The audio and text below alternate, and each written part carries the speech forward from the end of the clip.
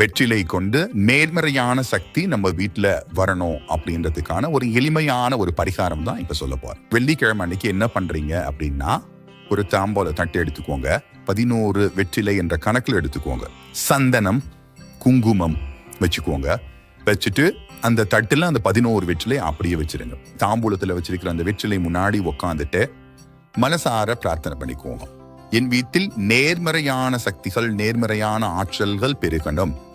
அதன் மூலமாக என் இல்லம் படிப்படியாக முன்னேற்றம் அடையணும், செல்வ வளம் பெருகணும் அப்படின்னு பிரார்த்தனை பண்ணிட்டு அப்படியே அந்த தாம்பூல தட்டுல இருக்கிற வெற்றிலையை அப்படியே வச்சிருங்க. அன்னைக்கு வெள்ளிக்கிழமை சாயந்தரம் 6 மணிக்கு திரும்பவும் விளக்கேத்துவோம் இல்லையா?